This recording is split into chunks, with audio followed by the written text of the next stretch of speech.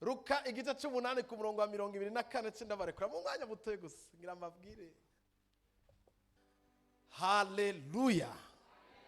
Turi ukwezi kwiki. Ukwezi kwiki. Ukwezi kwiki. Ukwezi kw'icenda n'ukwezi kwiki. Je nguma numva ubwami nuko nabivuze. Ukwezi k'ubwami. N'ukwezi kwiki. Vuga cyane numve sinakumvise. Hari uri karabaruta kandi ari kabivuga neza kubere. Vuga cyane hari ikintu numvise. Ukwezi ko kubona imirimo y'ubwami. Ngo ndaguhifana. Ndayifise. Ndayongereza. Ariyo.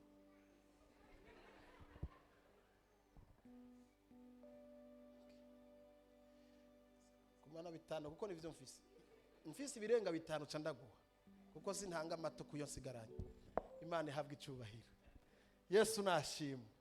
Ukwezi ko kubona imirimo yiki. Y'ubwami. Uyu munsi rero ngufitiye ubuhanuzi buvuga ngo umwami wawe agira yikangurire kuzibiza ingunza. Nta muntu yanyumvise.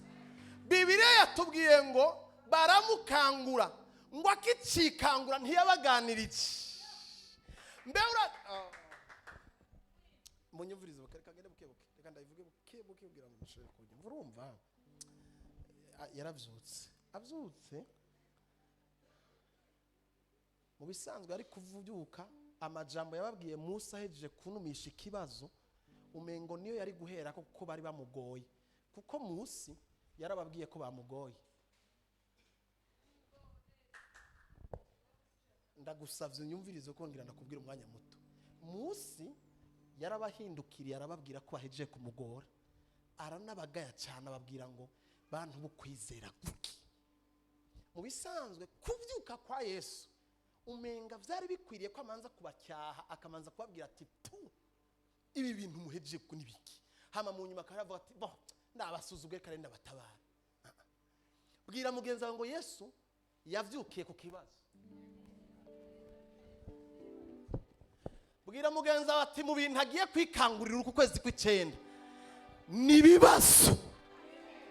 Nta muntu yanyumvise wanyumvise avuge amina cyane.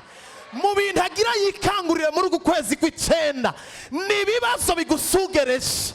Ego yamaze kubimenya yuko hari ikibazo cyuko batizera mugabo ntiyakubita abana amanza gukuraho igihungabanije abana. Nta muntu yanyumvise reka ndabisubiremo neza. Ariko hari umuntu ari karanyumva ndabivuge ndi hehe ku mabati kugira ngo ushobore kunyumva.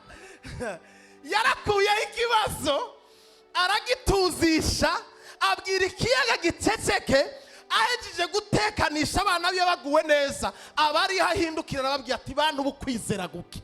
Mugabo mu mvuga igaragara mu byo twobona umenga vyari bikwiriye yuko avyuka ababwira ati kubera iki mumvyuye ivyo kibazo ndi mwari kugitunganya. Oya, Yesu aritwararitse kugira amahoro aho uherereye kurusha uko yoguhana wewe. Aritwararitse yuko ugubwa neza aho uherereye kurusha aho yovyuka guhana wewe. Hari ijambo riri muri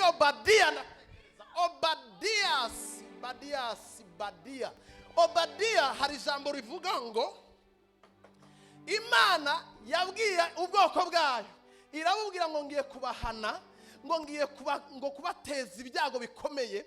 Hama mu nyuma ngo umwansi ngo acaraza kubazomera amaze kumva declaration y'Imana ku bana bayo ngo araza arabazomera ngo Imana ikirahindukira ikibwira umwansi iramubwira tumviriza iyo ndiko ndahana umwana wanje wewe ntubukenewe nubwo ari wewe nagira nkoresha kugira ngo ubahane ubu ndabihindukije kubera uvyivanzemo.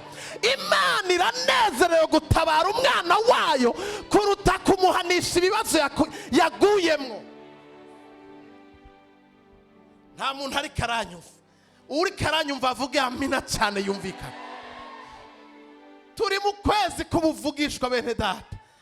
mpamagariwe kuvugishwa, numva nkeneye kuvugishwa. Umviriza, nahezagiwe n'iri jambo rivuga ngo yikangurira kubwira ikiyaga.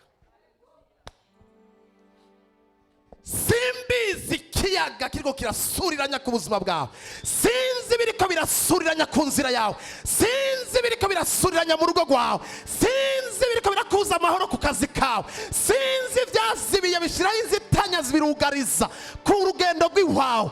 Ariko ico nzi nuko ijuru ryantumye kukubwira ngo Yesu agira yikangurire kuza kuzimya uwo muriro wari kuraka ku buzima bwawe.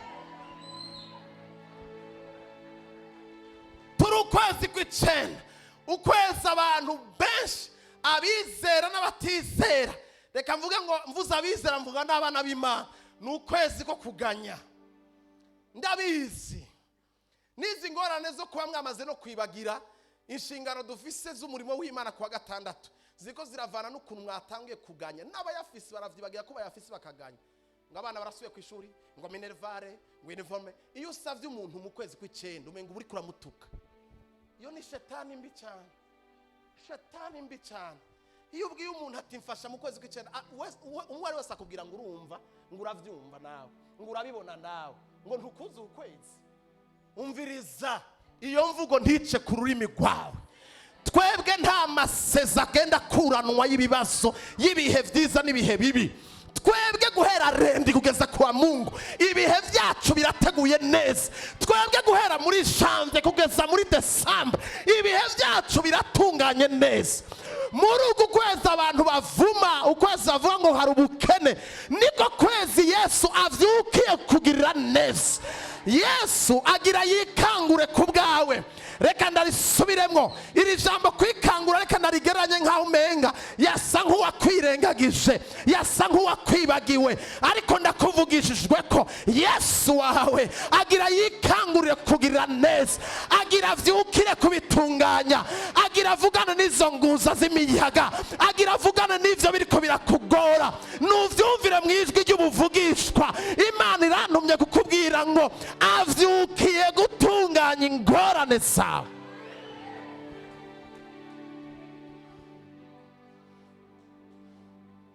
Ngo abwira ikiyaga, arakibwira ngo muri izindi Bibiliya, kuko barabivuze muri Matayo, babivuga muri Mariko no muri Luka. Aho hatatu handi uretse ngaha muri Luka havuga ngo abwira ikiyaga ngo hora. Somye mu Gifaransa ngo yakibwiye ngo tais-toi. Hari ibindi kiribwire ngo hora, va ku mwana wanje, aho wamuharije ni kera, aho wamurondereye ni kera. Yesu aravyukiye kubwira izo ngorane ati ntuzogaruke, va ku nzira yiwe, va ku rugo rwiwe, kuraho gasuzugura umaze igihe umusuzugura, ceceka hora. Nahimbawe ndahezagirwa, n'ubu numva ngomba kuririmba. Umenga hari ibihe ubona umenga Imana yoguhana, ariko mu mwanya witeze igihano ukabona yahanye ibindi, ukabona yakubise ibindi. Canibuka ijambo rivuga ngo nzoheba amahanga, nzoheba Sheba, ndayihebe ku bwawe. Hari igihe Imana isakrifiye ibindi n'abandi kugira ngo wewe umererwe neza. Nimba ku nzira yawe hari bisabwa ko vyotangwa nk'ikimazi, bikaba sacrifice kugira ngo uroranirwe, turabirekuye mu izina rya Yesu kugira ngo umererwe neza. Uko bogenda kose, Bibiri ivuga ngo nzokwica Egiputa ku bwawe. Hari ijambo riri mu Bikorinto, Mana yabwiye Abikorinto, arababwira ngo icyatumye wewe Farao ndakurema kwari kugira ngo nze ndakwiheshereze kwicubahiro. Hari bimwe biriko birakugerageza, atari uko byari bikeneye kugerageza, ariko biri muri liste y'ivyatunganirijwe kugira ngo Imana yiheshereze icubahiro kuri ivyo. Hari biriko birakugora, Imana ari vyo izoca kugira ngo yiheshe icubahiro.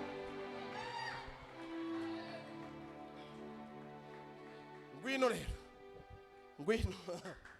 ngwino mbabwire amakuru atari gwanje, amakuru y'ijuru, amakuru akwerekeye, amakuru ngo marayika ngo aramanuka ngo azambwira amajambo ahumuriza umutima wanjye. Ijambo ryabaye rishasha ngo arikangura, ngo yikangurira kubwira ikiyaga, mu yindi mvugo yikangurira kubwira ikibazo. Nuvyakire, nkorana nayo, ntuherege ubuntu kubupfisha ubusa. Nkorana nayo, ntuwakirire ubuntu kubupfisha ubusa. Imana niyikangurire gutunganya ibyawe, niyikangure kubishyira mu rutonde, niyikangure kuzana akaruhuko n'amahoro, niyikangure kuzana umunezero wari umaze igihe kinini rudahari, niyikangurire gusubira kukuduza mu byashara byawe kugira ngo usubire kunezererwa ibikorwa by'uhoraho Imana yawe. Yesu niyikangurire mu rugo rwawe kugira ngo aroranye ibitaroranye.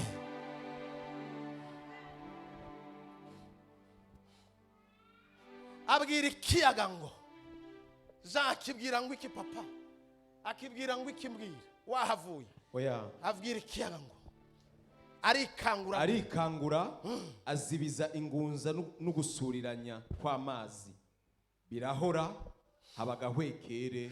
Amen. Mbariza umuntu muri kumwe, by'ukuri waba ufise ibintu biriko birasuriranya iwawe, mumbarize witonze ati n'ukuri cyangwa pasiteri ariko aravugira ubusa. Waba ufise ibintu biriko birasuriranya, nta gusuriranya guhari ku nzira yawe, nta gusuriranya mu kazi kawe, nta gusuriranya muri quartier yawe, nta gusuriranya mu muryango wawe. Ivyo bisuriranya Yesu yikanguriye kuza kubizimya. Vyakire, Yesu yikanguriye kuza kubizimya. Ndabiro mwicaranye umubwira ngo ijuru ryikanguye ku bwawe. Hari igihe Imana yigeze kuvuga muri Psalm, ndatekereza 100 ndatekereza sinibuka igice, Imana iravuga ni Yesaya, ntabwo ari Psalm, ni Yesaya, aho Imana yavuze ngo abantu banje ngo bamanyukanywe muri Egiputa, ngo baragenda ngo barabahahaza, ngo babakoresha ibikorwa by'agahahazo. Hama Imana irivugana yonyene ati none ko baguzwe ubusa n'abaguza agaciro, ni kubera iki bariko barahahazwa? Imana ikirivugana yonyene iravuga ngo none ko babuzijwe amahoro, ndiko nkora iki ngaha? Ndi ngaha ndiko ndakora iki? Bwira mugenzi wawe ngo Imana iramanutse guhindura amateka y'urugo rwawe, Imana iramanutse guhindura iby'akazi kawe, Imana iramanutse nawe ikubakire, nawe iramanutse kugira ngo igutere iteka, nawe iramanutse kugira ngo ikubakire ibidasanzwe. Vyakira nivyo, ego nivyo, ijuru rimanukanywe no kugira neza. Rabo muri kumubwira ngo ijuru ntirigicecetse ku bwawe, ntibigikunze ko riceceka. Come on guys, muri kamuranyumva, ijuru ntirigicecetse ku bwawe. Ndabikubwiye wa mukobwa we, ijuru ntibigikunze ko riceceka. Ijuru ntirigikunze yuko gihanganira ugakengerwe, gihanganira ubwo buseri batere bw'imyaka myinshi bw'ingene bagutuka ngo ntuzorongogwa, ngo we ngo uruwamuhira gusa. Ijuru ryikanguriye kugira ngo rigutweze, ryikanguriye kugira nawe rikuduze,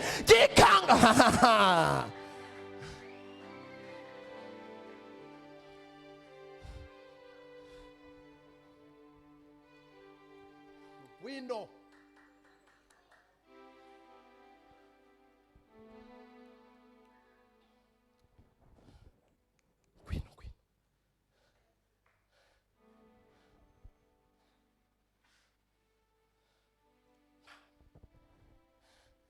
Urugendo mugendanye nayo si ruto,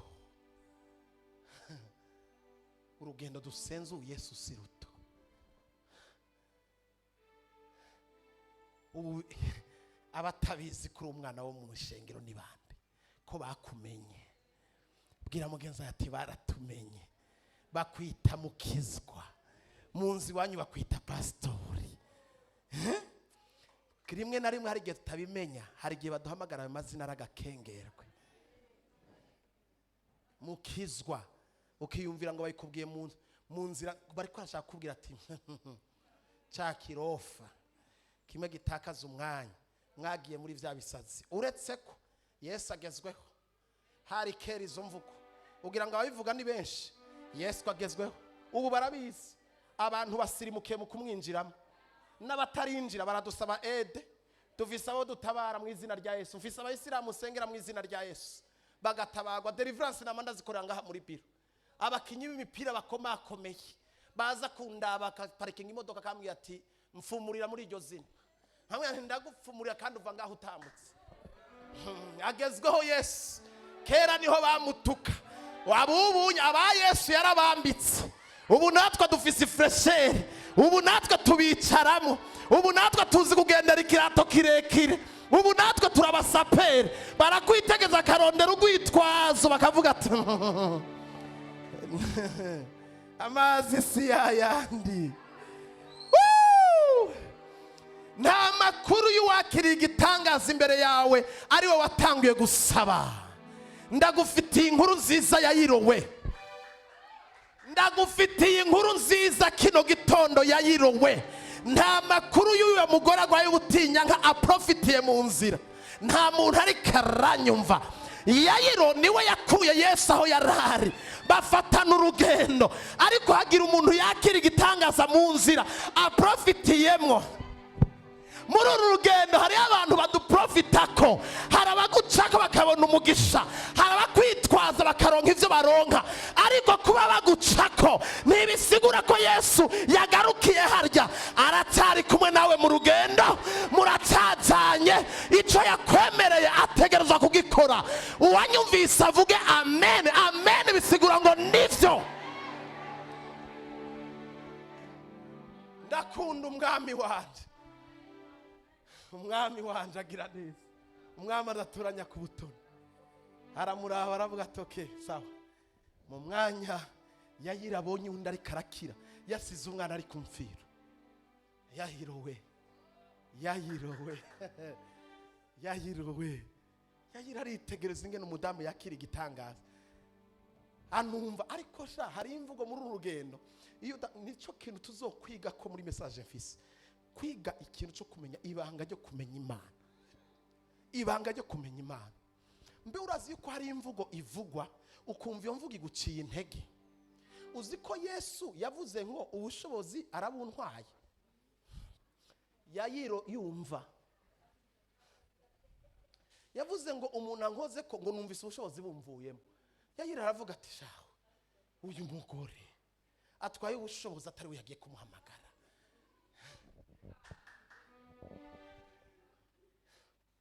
Muri ako kanya kizazanwe nuko arorereye ko Yesu amubwira ati muze unitafuta ingine siku mina naomba niende kuomba tena ungine uwezo, mimi naona nimeishiwa. Agitegereje kwa mutina amubwira ati suri inyuma yayirowe urihangana. Mu mwanya hari igihe uhura n'ikintu ku munsi ibibazo bigasimburana pam nka bitatu, ukavuga ati uyu munsi waravumwe cyangwa. Ariko reka nakubwira nubwo wohura n'ijana, umwana w'Imana aratemba ariko ntaherayo. Dufise Imana iturokora, niyirokora igakiza, ikora ibimenyetso n'ibitangaza mu ijuru. Niyo yakuye Daniyeli mu rwobo rw'intambwe, niyo yakuye Daniyeli mu rwobo rw'intambwe. Mbarizo mwicaranye umubaza ati kure hawe ni hehe? Ukuboko kw'Imana kutogerayo. Aho hantu kure wumva uri, ikiganza cya data, ikiganza cya muzehe kitogerayo ni hehe? Imana izisanga abantu mu muriro ikavuga ngo ikintu cya mbere kitoroherwa n'umuriro n'umushatsi. Ariko ikababwira ati kubera muri abasavyi banje mwanse kunsuzuguza mutangayishije, ndarinda n'umushatsi nta numwe za gusha.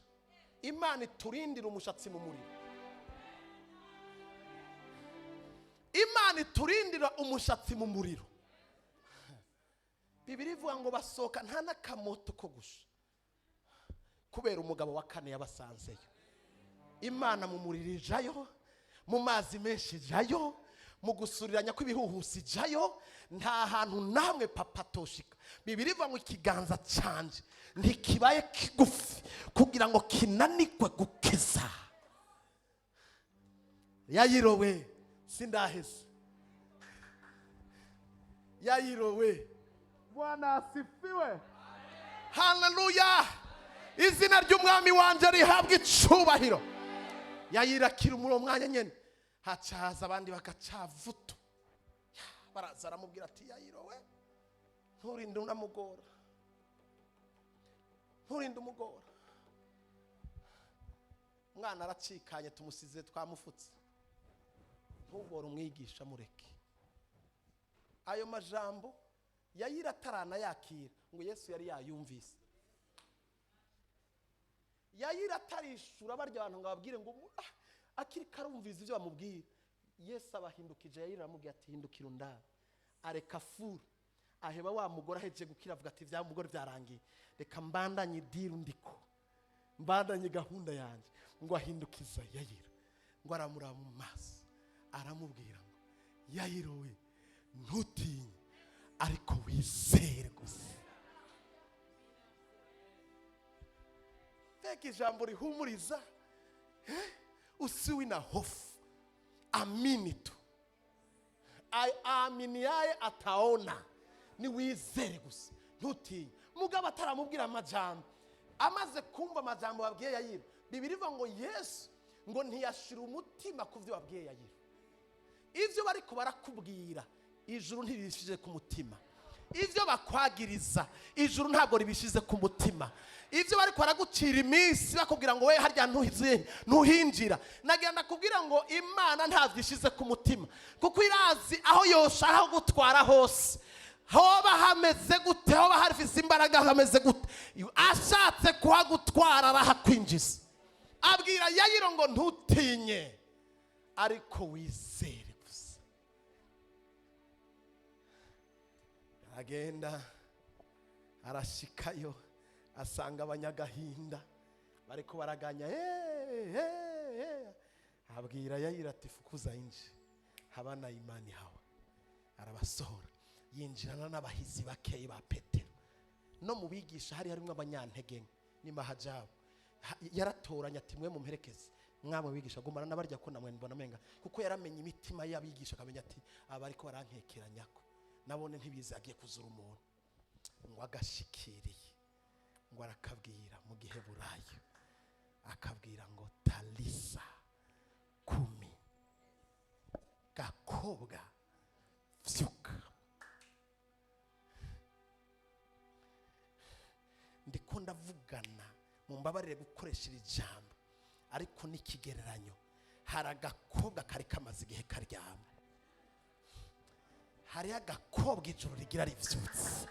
Nkoresheje agakobwa kubera nkurikiza icyo jambo ry'Imana rivuga. Ariko reka mvuga ati hari umukobwa, hari umugabo, hari umusore, hari umumama, hari bimaze igihe bikujyamitse. Uri karumva yanyumvise.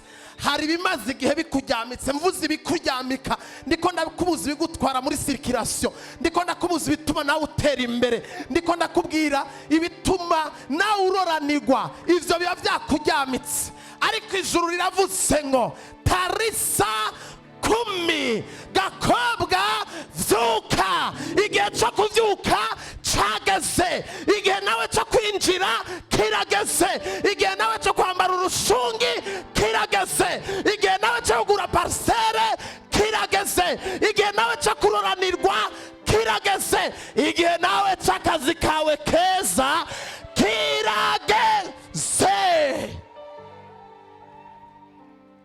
Ngo karavyuka. Yesu ahindukira se aramubwira ati mwakire. Hama aramubwira ngo mumugaburire. Oh masha prehades. Mumugaburire. Bibazo biratuma dusonza. Bibazo hari vyatwondesheje. Kumara igihe kinini uri mu ngorane birondesha, bitera umwumwa, bitera inzara. Ariko ijuru riratangaje. Wake up. Stand up. Haguruka nawe. Haguruka nawe. Kuko igihe cyawe kirageze. Erega nawe haguruka ugakayangana. Kuko hariho umuco kurasi. semeni amina. Haguruka urabagirane kuko nawe umuco ugira ukurasire. Mana we ko numva hari ibindi ndabivuge cyangwa ndababikira ndabivuge.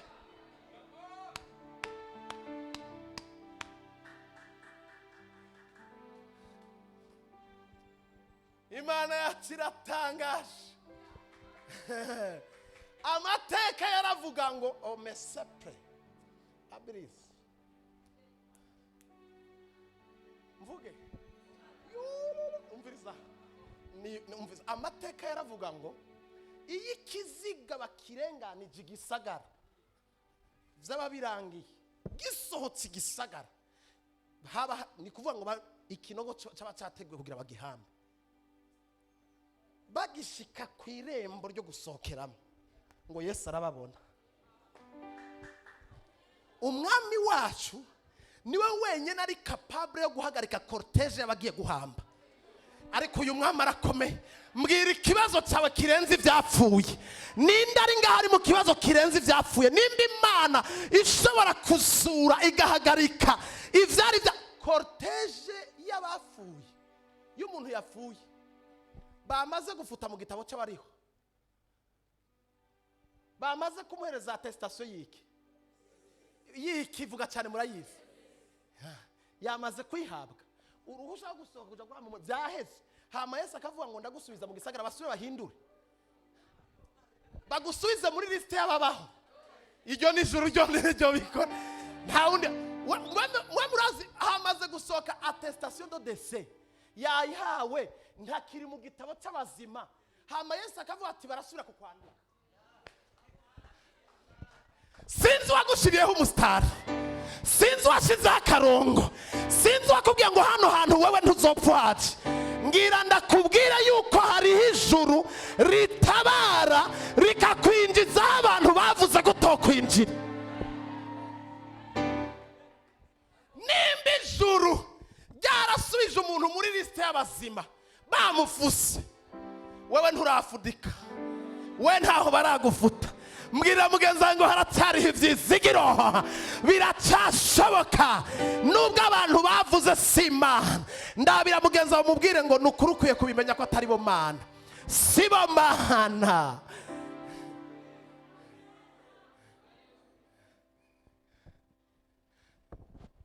Aravuga ngo hagarika ikiziga, ngo afata ikigagara cyayo, witegereza nyina wiwe ngo karagahungu ka nyuma gasigaye, espoir yiwe ya nyuma yari umugore w'umupfakazi, ngo amutera akagongo. Aravuga ati ni ufise ugeze mu zabukuru mama, uyu niwe azogutabara. Ngira ndamusubiza, bamusubize mu gitabo. Abwira urya muhungu ngo vyuka, fata ku kigagara. Warabwira ngo urya muhungu vyuka. Ibintu turabivuga ntidushobora gutekereza uburemere n'ubushobozi bw'ico gihe kugira ngo dushobore kurushiriza kwizera. Jewe hari ibintu nsoma nkumva ndasaze mu Mana, nkumva mvuye ku kintu cyitwa umwana w'umuntu, kumushira ku mutima no kumva yuko hari umuntu ngaha musi y'izuba ahari yogira uruhare kubwiwe atabwirijwe na data kugira icyo nkoreye. Ntawe uhari. Ijuru ritagutabaye, ijuru ritentervenye ku by'iwawe, nta mwana w'umuntu afise ubasha hejuru yawe. Iyo dusoma aya majambo mwebwe mutekereze, isanduku rigarukanye n'uwo bari bariteruyeko, bihaye imaje. Papa wiwe agiye kuri Mary kubwo ati wa muhungu nimusubize mu gitabo, tinguyo nimusure mu mwandike. Ntavutse, arazutse. Muvyumvirize neza, ntabwo avutse ngo tumwandikishe, arazutse. Oh my God. Mwumvise Yesu twizeye uwo ari we. Akanyuma mpese mbwira mugenzi wawe ngo avyukiye kugutabara, yikanguriye kuzimya ico kiyaga niyo mifunda. Ndabizi ko ari abantu muri ino ndwi Imana igira izimiriza imifunda. uku kwezi kw'icenda arayizimya. Narabatangarije ukwezi kw'icenda ko ari ukwezi ko kubona imirimo, ko kubona ibikorwa by'ubwami. Ivyo biri mu mirimo Imana igira ikorera abana bayo muri uku kwezi kw'icenda. Natangaye inyuma y'abantu bose bagiye gutangaza ijambo ry'ukwezi. Uherero premier twe twaritangaje ava ibintu bari kwaravuga kurikirana, bamaze kubakurikirana narakurikirana nsanga Imana iri kira communicate ikintu kimwe. Uku kwezi nuko kugirirwa neza n'Imana. Muri ko muranyumva, ndabira umuhungu wanje arasohotse. Ntimuze murampungabanya ko niwe wenyine ampungabanya. Muravyumva, uratekereza uku kwezi kw'icenda message iri kiratwangwa muri Kenya, Tanzania, Nigeria, mu Rwanda. Message iri kiratangwa y'uku kwezi kw'icenda niyo kubona kugira neza kw'Imana. Ngo abagabo baza bateruye ikimuga bamenye ko Yesu ari mu isinagogi. Hari ijambo riri muri Luka rivuga ngo uwo munsi biramenyekana ko Yesu ari mu nzu. Iri jambo ntimwaryumvise. Hari igihe bimenyekana ko Yesu ari hano, kandi bigiye kumenyekana ko Yesu ari hano. Nta muntu yanyumvise. Ntibavuze ngo iminsi yose, bavuga ngo uwo munsi biramenyekana. Baratubwira rero ingene vyamenyekanye ngo haba abasore bane baterura ikimuga kirababwira ati dufashe mu tutware kugira ngo adukize. Ngo bakigeze ku muryango, abafarisayo hari abantu banga iterambere ryawe. Hari abantu babereye nambara abarozi, nambara abapfumu, nimba barasinye na Rusuferi sinzi. Hari abantu iyo bumvise ko bagiriwe neza kuri bo n'inzigo. Aba bantu babaye gute? Urazira umuntu uvise urukundo, hari ibintu wumva ukavuga ati none ibi bintu ni gute? Umuntu yarakwiye kunezerwa kundi ateye imbere, ariko umuntu aratera imbere bakamuroga. Umuntu agatekereza kuja ku bapfumu amutega imiti. Ndashaka mumvirize ngo barakizana, ngo abantu bagara ku muryango baravuga ngo subiza ico kimuga gisubira hariya, hano ntikirengana. Ikimuga kibwira abagabo ati ndabinginze kora ibishoboka vyose simve ngaha ntabonanye n'umwami, kuko namaze kumva ko hari ikintu kigira gikoreka. Ndabinginze mukora ibishoboka vyose. Barasigerageza kumusigurira ati urabona bugaye, turagucisha hera abantu igene buzuye. Kimuga kirababwira ati rondera ingazi, rondera escalier, dushaka tuduge ku mabati.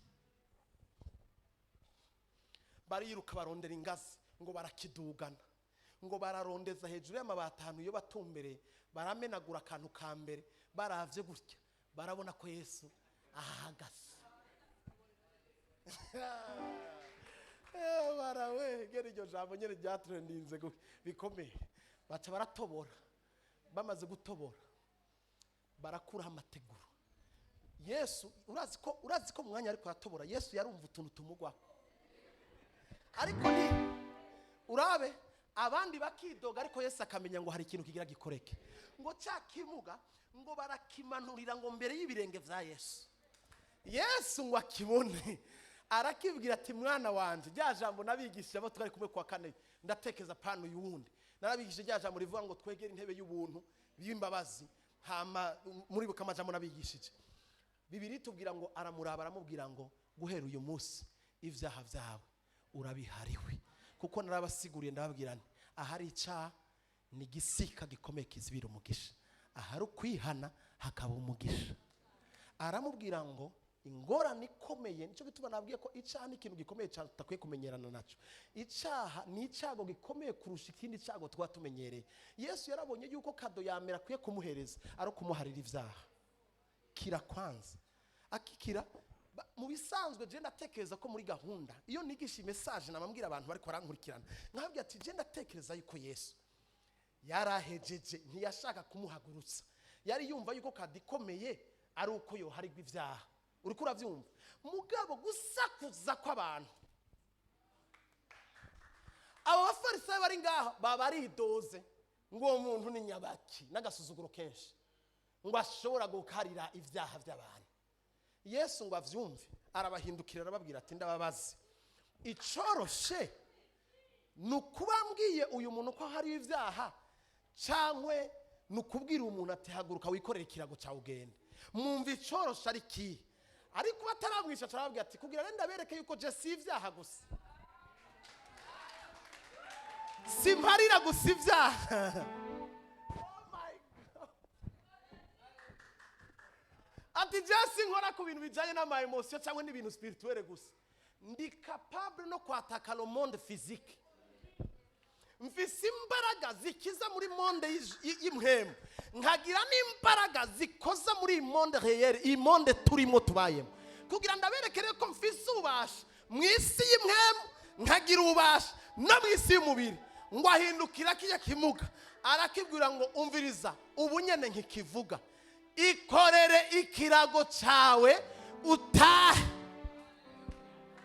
ngo bazabona wa mugabo w'ikimuga ngo arahagurutse aragororotse amaze kugoroka afata ikirago ciwe arakizinze yikoreye gutya umviriza ijambo rya mbere bavuze mu bibiri ngo barumigwa ijambo rya kabiri ngo bifata kwitama ngo barengegwa n'ibitangaza hama barabazanya bati uyu muntu n'umuntu ki akora ibitangaza bimeze gutya ndabira rero igituma nkwifuriza umugisha kangrozingi gato igituma ndakwifuriza umugisha utegerezwa kuronka ngiki iyo warose ivyakuzibira utararonka iyo warose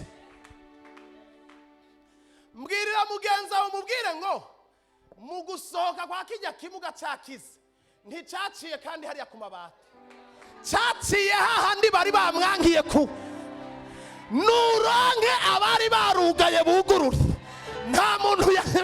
nta muntu yanyumvise nuronke uwabaye obstacle y'umugisha wawe abimenye uca ku nzira yahaba. Ni bande baryakira iryo jambo rya rarasalamu ni bande baryizeye kino gitondo umviriza ndakunda imana yagize neza imana yatugiriye neza ngo bituma n'abansi ngo y'intambuko z'umugorotsi ngo zishigikiwe n'uhoraho ngo bituma n'abansi bacu buzura natwe baza kudusaba ubundi bucuti bavuga ngo urabona ngo ni sawa bahaguramutsa. Hari umugabo aheruka kwigisha nashize akavido mwarakabonye kuri stat ngo nkunda imana ngo imana ngo ingene icamande abantu ngo niyo ya mbere yatangiye gucamande ngo yabwiye Elifazi iramubwira ati tora inka 10 ngo Elifazi ngo aramubaza ati ngo ndazishirende ngo zishire uwo wavuze igihe yari mu bigerageza aravuga ngo ndasavye imana ngo icamanda abantu bose bakuvuze mu gihe cy'ibibazo iraya camonami uri kuranyumva imana yamicamanda abantu bakuvuze umviriza ubwa mbere yaringinze kugira ngo bamwinjize barya abantu bane baringinga imana imaze gukora ikintu ntiyavuze barabishije.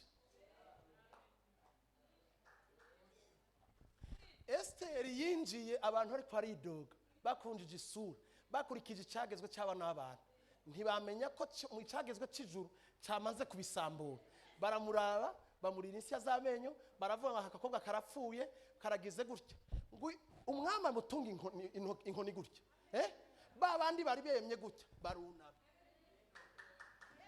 nta muntu yanyumvise babandi nyene gira mugenzi ati nta bandi bazoza ni hahandi nyene wasuzuguriwe muri baba bazobibonesha kumenga ndarishize kure bagiye kubibonesha amaso ingene imana iteturura ingene imana itera iteka ingene imana yishura babandi nyene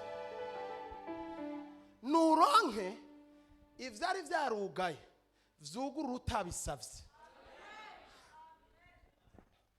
Ndagusengeye nk'umuvyeyi wawe w'imhemu ndagusengeye nk'uko urepresenta mu ijuru ndagusengeye nk'umuntu ndakurokonesa yuko umwana ku birenge imana niguhe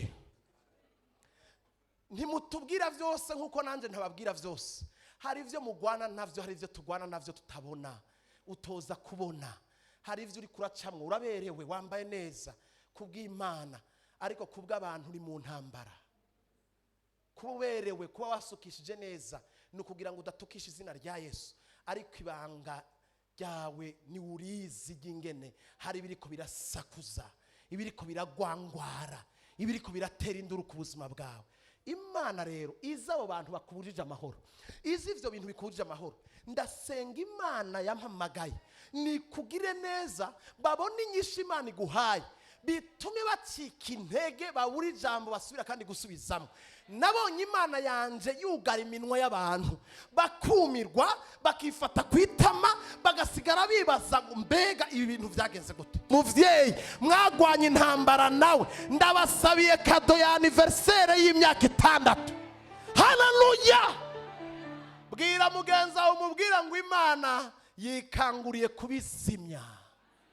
Ego cyane, muhaguruke mbasabire umugisha. Imana yikanguriye kubizimya, inaenda kuzimisha, kupoza kiyaga tariko kirasuranya imifunda yari kirakubuza amahoro. Yesu ngo arikangura. Abantu benshi ntibatahura igituma Yesu yavuze ngo iri jambo rirakomeye cyane. Yababwiye ngo bantu bukwizera guke. Urazi igituma yababwiye iryo jambo? Suko aribo bari kubwira kijya kiyaga ngo gituze. Rijya jambo yari babwiye nko gushaka kubabwira ngo umviza muhasobanukirwe ngaho. Yashatse kubabwira ngo ubukweri mwari mwumva muza gupfa ndi mu bwato. Nico yashatse kubabwira. None mumfise mu bwato ariko mubona mugiye kugogwa. Nico tubabwira abantu bukwizera guke. Icya kabiri, duhaguruka nababwiye ngo tugiye hehe? Tujabuke tugende hehe? Hakurya. Kubera ko mutashoboye kwizera, je ndi ndasinzira. Ugira umubwire yuko ari jewe nimbora ko ikiyaga coroshe. Nasinze. Bantu bukwizera guke. Ntiyabibabwiye kugira ngo ntimuryumve ngo yashatse kubabwira ngo nimwe mwari kubwira ico kiyaga ngo gituze. Ntimwari kumvyura. Yari karababwiye ati ntimwari kumvyura muvuga ngo ntubone ingene dupfuye. Kuko yari karababwiye ati mupfuye gute? Mu yindi mvugo, mwopfa gute ndi mu bwato? Ndagomba mbaze muntu yicaye ngaha, ubu witeze ivyo vyago, uri mu nzu y'umupfumu? Ubu unyufise ubwoba bw'ubuzima, uri mu nzu y'umupfumu? Uri mu nzu mu bwato burimo Yesu, ni wari imbere n'inyuma, iburyo n'imoso, uri kugira ubwoba bw'ubuzima? Bwira mugenza umubwire ngo Yesu hagati muri twebwe n'ubwiza budasanzwe bugiye guhindura ibintu. Hindukira umubwira ati Yesu ari hagati muri twebwe n'ubwiza budasanzwe bugiye guhindura ibintu. Iri ni ryatongo ry'urya mugabo yaguye ko asanga rimwe inzahabu, agenda agurisha ibintu byiwe byose, arazagura iryo tongo. Niryo tongo turimwo. Aha twubakiye ku madiyama, twubakiye ku nzahabu, twubakiye ku bintu byiza by'umugisha. Yesu nashimwe cyane. Ibi mubimenye, twicaye ku nzahabu. Mwanyumvise? Aha twarashitse mu gisagara cy'ubuhungiro. Aha ni mwihomvaguriro ry'ibibazo byose twohura navyo. Aha niyo tuzana amadosiye akomakomeye akaza kuba traité ngaha. Iyo tuyazanye ngaha baca bayakurikirana ntibayabika.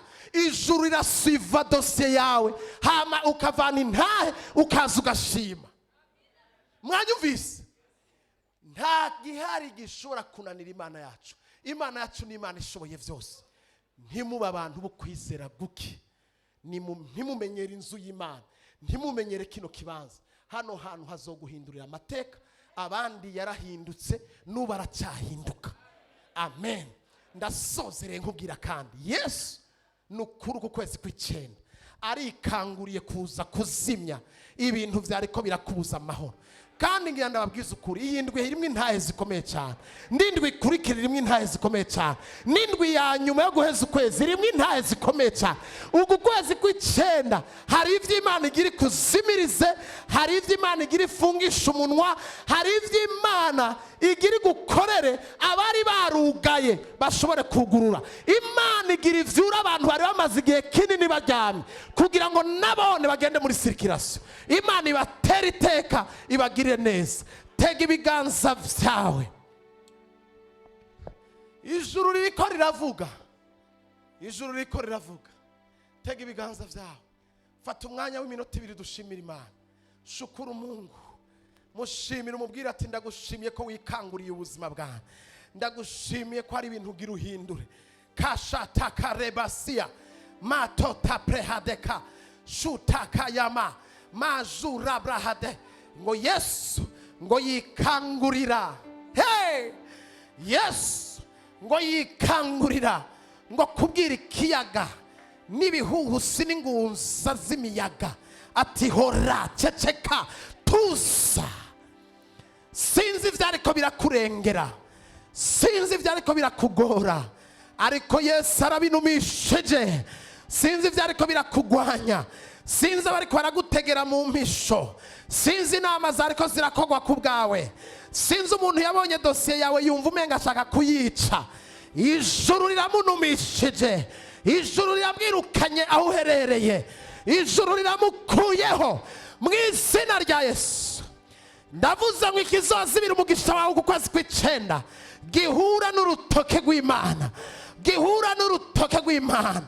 Yesu yikanguriye kuzimya, Yesu yikanguriye guhindura, Yesu yikanguriye gukuraho iyo migunza y'imiyaga, iyo bibyo bihuhusi. Yesu yikanguriye kubibwira ngo ceceka muveko kaya brosharabaya, muveko, ondoka sasa, toka kwa maisha yake, toka kwa njia yake, toka katika baraka zake, ondoka katika nafasi yake, toka kwa hiyo kiti uwicaye ku ntebe atamerita, uwicaye ku ntebe adakwiriye, uwicaye mu mugisha wawe, uwagiye kutanguranirwa agatanga igiturire cyangwa afise amakonesanse mu bantu kanaka akaronka posta tamerita. Ijuru riraje ko intervena ribakure kuri izo ntebe.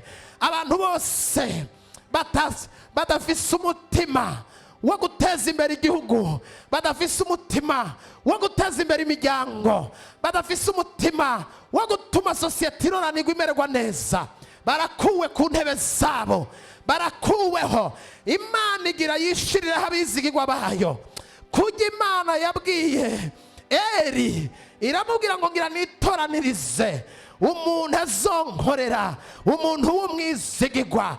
Imana igira itoranya abizigirwa, igira itoranye abapatriote, igira itoranye aboyifasha kugira ngo ivyo ikeneye gukora muri iki gihugu ibikore itekaniwe, ibikore itari kumwe n'abantu bari korompi mu bitekerezo.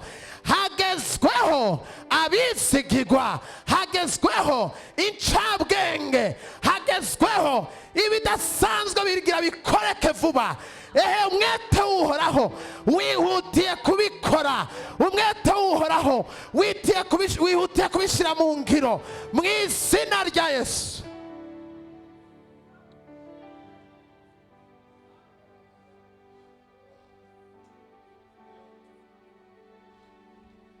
Nukuri iri jambo riguma risona rivugana uburemere bwinshi mu mutima wanjye.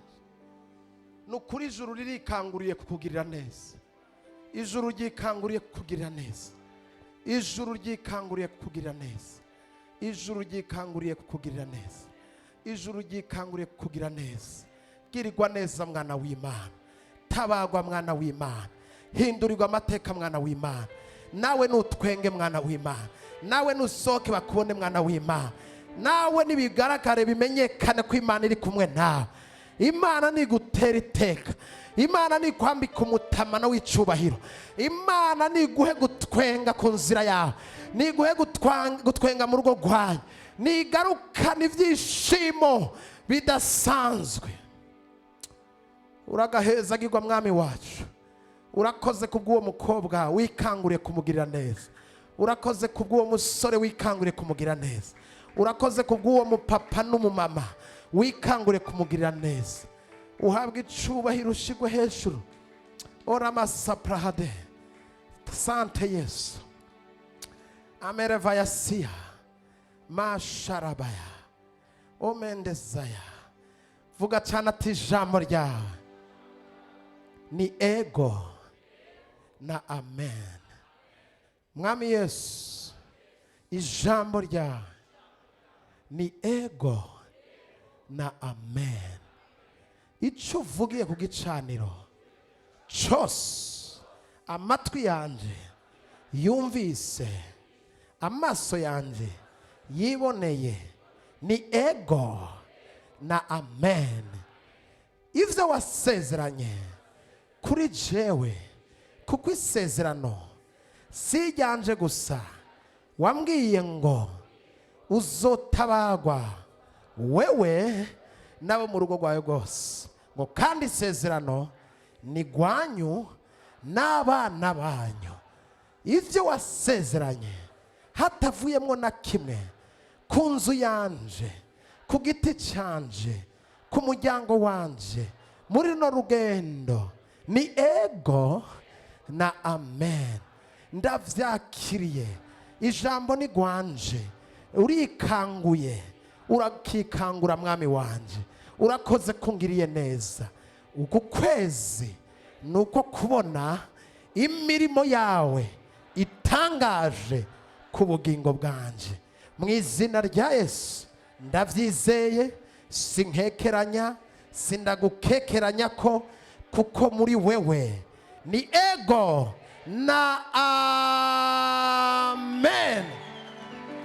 Hallelujah, hallelujah, hallelujah.